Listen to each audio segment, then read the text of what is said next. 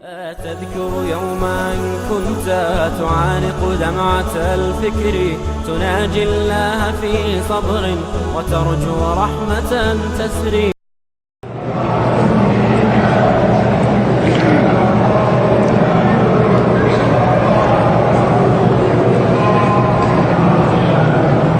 کہتے ہیں کہ بعض اہل حدیث علماء جو ہیں 3 طلاقوں کو ایک کہتے ہیں، وہ جانے ان کا کام جانے.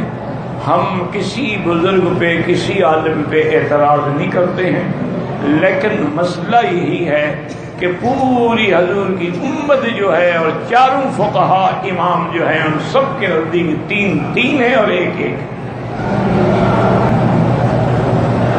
تو اس دور میں یہ تھا کہ جب کوئی طلاق دیتے تھے نا جی، تو حضور پوچھتے تھے یا صحابہ پوچھتے تھے کہ بھئی تم نے طلاق دی؟ ہاں جی میں نے دی ہے. کتنی طلاق دی؟ اس نے کہا میں نے طلاق تو 1 دی ہے، لیکن میں نے 3 دفعہ کہا تاکید کے لیے تاکہ بات اچھی طرح سمجھ آئے. نیت میری 1 طلاق کی تھی،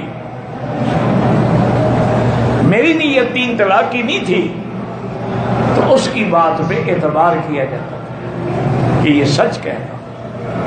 لیکن جب حضور کا زمانہ گزر گیا، ابو بکر کا زمانہ گزر گیا، حضرت عمر کا زمانہ آ گیا، تو یہ فتنے بڑھتے گئے. اب حضرت عمر نے حکم دیا کہ نہیں، اب ہم کسی کی نہیں سنیں گے کہ میری نیت یہ تھی اور میرا ارادہ ہے، بس 3 ہے تو 3 ہی. تو خلیفہ راشد کا اس پہ حکم ہو گیا اور تمام صحابہ نے اجماع کر لیا. اب قیامت تک کے لیے یہی دین بن گیا، اب کسی کو اعتراض کرنے کا حق نہیں ہے. تو اس لیے ہم تو ان پر اعتراض نہیں کرتے، باقی تم جانو اور فتویٰ جانے.